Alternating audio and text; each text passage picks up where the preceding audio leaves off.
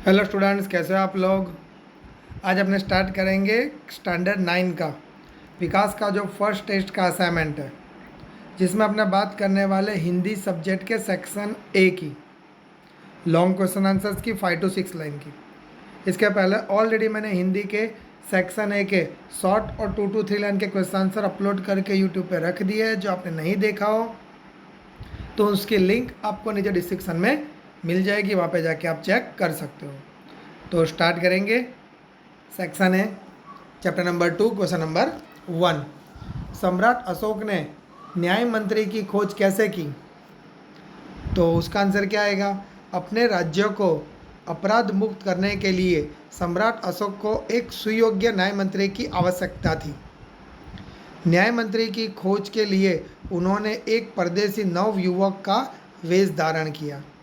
घूमते घूमते वह ब्राह्मण शिशुपाल के यहाँ पहुँचे। शिशुपाल न्याय प्रेमी था। न्याय किसे कहते हैं यह दिखाने के लिए उसे एक अवसर की तलाश थी। सम्राट अशोक ने उसे अवसर दिया। हत्या का अपराध होने पर शिशुपाल ने निष्पक्ष व्यवहार किया। उसने सम्राट अशोक को मृत्युदंड देने की घोषणा की। उसके इस साहस और निष्पक्ष व्यवहार के से सम्राट अशोक प्रसन्न हुए। Done for this answer. Okay, next question, question number 2। सम्राट अशोक क्यों गदगद हो गए? सम्राट अशोक ने शिशुपाल को न्याय का असली रूप दिखाने का अवसर दिया था। उन्होंने देखा कि शिशुपाल न्याय की कसौटी पर खरा उतरा था। हत्यारे सम्राट के प्रति उसने जरा भी नरम रुख नहीं अपनाया। उसने अपराधी सम्राट को मृत्युदंड देने की घोषणा की। दंड देते समय शिशुपाल ने जरा भी हिचकिचाहट नहीं दिखाई। अपने साहसपूर्ण और निष्पक्ष व्यवहार से उसने सम्राट का दिल जीत लिया। Clear for this answer. Okay, next question, question number 3। न्याय मंत्री ने अपराधी सम्राट के जीवन की रक्षा किस प्रकार की? तो सम्राट अशोक ने एक राज कर्मचारी की हत्या की थी। इस अपराध के लिए न्याय मंत्री ने उन्हें मृत्युदंड देने की घोषणा की, परंतु अपराधी और कोई नहीं, स्वयं सम्राट थे। शास्त्रों में राजा को ईश्वर का रूप माना गया है, इसीलिए उसे केवल ईश्वर ही दंड दे सकता है। इसीलिए न्याय मंत्री ने सम्राट की जगह उनकी सोने की मूर्ति को फांसी पर लटका दिया। इस प्रकार न्याय मंत्री ने अपराधी सम्राट के जीवन की रक्षा की। देखो यार, ये जो भी आंसर मैं आंसर बता रहा हूँ, आप इसको अपने ओन वर्ड्स में भी लिख सकते हैं। सिर्फ आपको चैप्टर्स अच्छे से क्लियर होना चाहिए। Okay, clear. Next, chapter number 3 question number 1। लेखक का मन क्यों बैठ जाता है? तो इसका आंसर क्या आएगा? हमारे देश के अखबार चोरी, डकैती, तस्करी और भ्रष्टाचार के समाचारों से भरे रहते हैं। राजनीतिक दल एक दूसरे पर आरोप प्रत्यारोप लगाते रहते हैं। ऐसा लगता है कि जैसे देश में कोई ईमानदारी नहीं रह गया। लोग हर व्यक्ति को संदेह की दृष्टि से देखते हैं। जो जितने ऊंचे पद पर है उनमें उतने ही अधिक दोष दिखाए जाते हैं। सब अपने अपने स्वार्थों के लिए लिप्त हैं। देश के हित के बातें बहुत कम हो रही है। देश और समाज की ऐसी दशा देखकर लेखक का मन बैठ जाता है। राइट। Next question. कंडक्टर ने अपनी ईमानदारी कैसे बताई? एक बार लेखक सपरिवार बस यात्रा कर रहे थे। गंतव्य जो स्थान पर से लगभग 5 मील पहले एक सुनसान स्थान पर बस खराब हो गई। कंडक्टर समझ गया कि यह बस अब आगे नहीं जा सकती। वह एक साइकिल लेकर चला गया। उस समय रात के 10 बजे थे। यात्री बस ड्राइवर पर अपना क्रोध उतारने लगे। लेखक के बच्चे भोजन और पानी के लिए व्याकुल हो गए थे। यात्री ड्राइवर को मारने के लिए तैयार हो गए। ठीक उसी समय बस कंडक्टर एक खाली बस लेकर आया। यात्री उसमें सवार हो गए। कंडक्टर लेखक के बच्चों के लिए पानी और दूध भी लाया था। इसलिए इस तरह कंडक्टर ने अपनी ईमानदारी बताई। डन। नेक्स्ट क्वेश्चन, भारतवर्ष को महामानव समुद्र क्यों कहा गया है? तो भारतवर्ष एक प्राचीन और विशाल देश है। सदियों से यहाँ अनेक जातियाँ आई और यहीं बस गई। विदेशों से उनके धर्मावलंबी यहाँ आए और यहीं से होकर रह गए, मतलब यहाँ आ और यहाँ पर ही बस गए। इस प्रकार भारत आर्य और द्रविड़, हिंदू और मुसलमान, यूरोपियन और भारतीय आदर्शों की मिलन भूमि है। भारतीय सभ्यता में विदेश से आई सभ्यताओं का भी प्रभाव है। यहाँ की संस्कृति में विदेशी संस्कृतियाँ घुल मिल गई है। भारतीय समाज में देश विदेशी तरह तरह के लोग आए और समा गए, इसलिए भारतवर्ष को महामानव समुद्र कहा गया है। डन। नेक्स्ट चैप्टर नंबर 5, रानी लक्ष्मीबाई देशभक्त की एक अद्भुत मिसाल थी, समझाइए। तो रानी लक्ष्मीबाई हमारे इतिहास का एक अत्यंत तेजस्वी चरित्र है। स्वराज्य ही उनका अंतिम लक्ष्य है। इसके लिए वे बड़े बड़े बलिदान दे सकती है। स्वराज्य की नींव बनने में ही वे जीवन की सार्थकता मानती है। उन्हें राग रंग से सख्त नफरत है। उन्हें यही चिंता है कि स्वराज्य के लिए लड़ रहे उनके सैनिकों की वीरता कलंकित न होने पाए। सचमुच रानी लक्ष्मीबाई देशभक्त की एक अद्भुत मिसाल थी। नेक्स्ट क्वेश्चन, क्वेश्चन नंबर 2, मार्ग में हिमालय अड्डन ने डरावनी लहरों के थपेड़े मारने नाविकों के सो जाने से क्या अभिप्राय है? रानी लक्ष्मीबाई को अपनी प्यारी झांसी शत्रुओं के हाथ में चले जाने का दुख है। स्वराज्य की मंजिल हर बार पास आकर दूर चली जाती है। रानी स्वराज्य को पास आते हुए देखती है, पर तभी हिमालय जैसी बाधाएं उनके मार्ग में आ जाती हैं।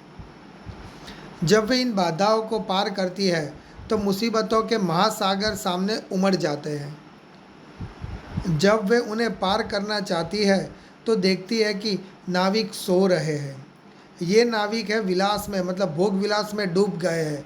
उनके साथी सेनापति तात्या टोपे, राव साहब बांदा के ये नवाब आदि, मतलब ये सारे नाविक हैं, इनकी बात कर रहे हैं।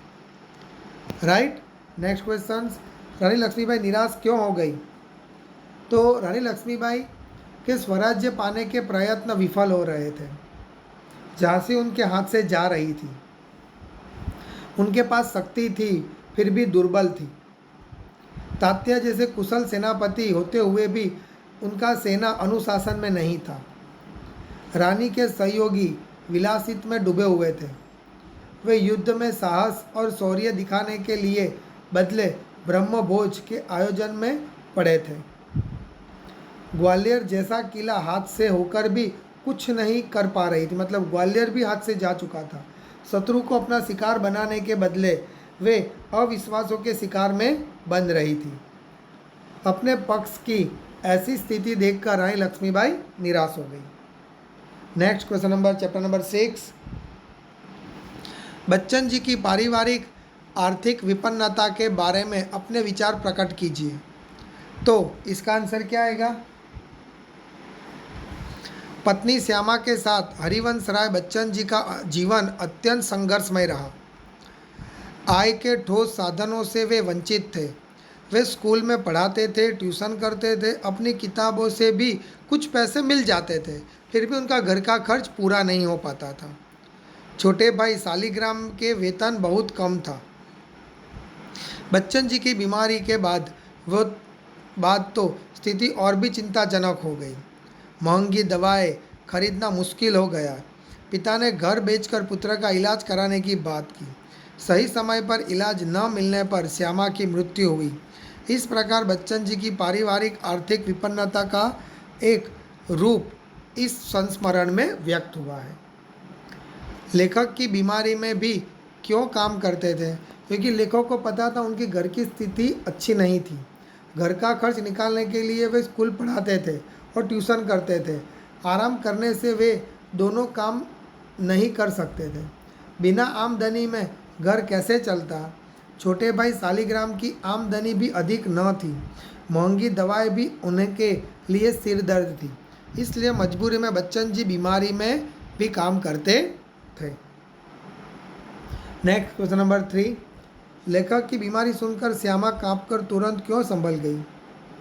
डॉक्टर मुखर्जी ने बच्चन जी को तपेदिक मतलब क्षय की बीमारी के बताई थी। पत्नी श्यामा ने सुना तो वे कांप उठी। उन्होंने पल भर में अनुभव कर लिया कि उनका कोपना बच्चन जी सहन नहीं कर पाएंगे। पति की संवेदनशीलता से वे भली भांति परिचित थी, इसीलिए वे अपनी चिंता में अवगत नहीं मतलब उनको नहीं बताना चाहती थी, इसलिए वो तुरंत संभल गई। नेक्स्ट चैप्टर नंबर 8, प्रकाश बादल तथा हवा के कारण गुलमर्ग दर्शन में आए रोमांच का वर्णन कीजिए। गुलमर्ग प्रकृति की क्रीड़ा स्थली है, मतलब प्रकृति की क्रीड़ा स्थली है, घूमने लायक। बर्फ में ढके पहाड़ों पर सूर्य का प्रकाश सोनली आभा प्रकट करता है। आकाश से बरसते बर्फ के पारदर्शक कण प्रकाश में उज्ज्वल हो उठते हैं। बादलों का समूह आकाश में ऐसे विचरते हैं कि जैसे नन्हे नन्हे द्वीप इधर उधर भटक रहे हैं। सुहावनी लगने वाली हवा एकाएक तूफान का रूप ले लेती है। तेज हवा के साथ बरसाती घटाएं तेजी से आगे बढ़ती है। बीच बीच में बिजली भी कौंधने लगती है।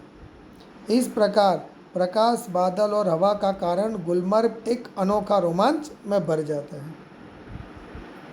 नेक्स्ट क्वेश्चन नंबर 2, लेखक ऐसा क्यों कहता है कि गुलमर्ग को कभी पूरा नहीं देखा जा सकता? क्योंकि गुलमर्ग में रहकर वहाँ के साथ व्यक्ति की आत्महत्या बहुत गहरी हो जाती है। यहाँ तक कि व्यक्ति अपने आप को वहाँ के सपाट मैदान का एक हिस्सा समझने लगता है। वहाँ के जिस परिसर में व्यक्ति रहता है वह उसके भीतर समा जाता है। आत्मीयता का कोई और छोर नहीं होता, इसलिए लेखक को लगता है कि गुलमर्ग को कभी भी पूरा नहीं देखा जा सकता। नेक्स्ट क्वेश्चन नंबर 3, दिन में गुलमर्ग की शोभा का वर्णन अपने शब्दों में कीजिए। तो दिन में गुलमर्ग का हरा भरा रूप आंखों को मुग्ध कर देता है।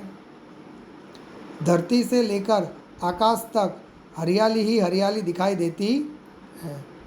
हरी घास के बीच तरह तरह के रंग बिरंगे फूल खिलते हैं। वातावरण में नई नई कोपलें मतलब नए नए कोपल फूट जाती है। सैलानी मतलब जो टूरिस्ट आते हैं वो घुड़सवारी का आनंद लेते हैं। हर क्षण नए अनुभव और रोमांच की पुष्टि होती है। आकाश में बादलों के नन्हे नन्हे द्वीप तैरते दिखाई देते हैं। पगडंडियों भेड़ बकरियों के रेवड़ों से ढक जाती है। इस तरह दिन में गुलमर्ग की शोभा देखने लायक बनती है। नेक्स्ट चैप्टर नंबर 9, प्रियोदा की टोली कौन कौन से सेवा कार्य करती है? तो वो आपको मैंने लॉन्ग और शॉर्ट आंसर दोनों में दे दिया था। करेक्ट। प्रियोदा की टोला सेवाभावी लड़कों का दल है। यह टोली हर रविवार को सुबह सन्यासी आश्रम के लिए मुठ्ठियाँ वसूलती है। इसके लिए उसे कस्बे से मोहल्ले में जाना पड़ता है। स्कूल का कोई छात्र या शिक्षक बीमार पड़ता है तो प्रियोदा की यह टोली उसके घर पहुंच जाती है। टोली के सदस्य रोगी के पूरी तरह स्वस्थ हो जाने तक उसकी सेवा करते हैं। हैजा जैसी बीमारियों में भी यह टोली लोगों के लिए वरदान बन जाती है। इस प्रकार प्रियोदा की टोली तरह तरह के सेवा कार्य करती है। नेक्स्ट, इब्राहिम ने किस बात के लिए माफ़ी मांगी? तो प्रियोदा के दल का नियम था कि कोई सदस्य मुंह से किसी प्रकार का अपशब्द या गाली नहीं निकालेगा। इब्राहिम ने सब डिप्टी साहब के उर्दल के लिए साला अपशब्द बोला था। इस तरह उसने दल के नियम का तोड़ डाला था। इस तरह प्रियोदा ने होल्ट कहने पर उसने अपनी गलती का एहसास हुआ, इसलिए उसने माफ़ी मांगी। नेक्स्ट क्वेश्चन, अपशब्द न बोलने के बारे में क्लब का क्या नियम था? तो प्रियोदा वाणी के शिष्टाचार का महत्व देता था, इसलिए उसने यह नियम बनाया था कि दल का कोई सदस्य किसी प्रकार का अपशब्द या गाली अपने मुंह से नहीं निकालेगा। अपशब्द या गाली देने पर हॉल्ट बोलकर उसे चेतावनी दी जाती थी। 10 से अधिक बार अपशब्द या गाली मुंह से निकालने पर क्लब के सदस्य उनको छोड़ देते थे। मतलब ये उनके नियम थे क्लब के। डन। तो यहाँ पे अपना सेक्शन ए का क्वेश्चन नंबर जो था उसके जो 5 to 6 लाइन के क्वेश्चन आंसर यहाँ पे फिनिश होते हैं। वीडियो पसंद है वीडियो को लाइक और चैनल को सब्सक्राइब करना मत भूलना।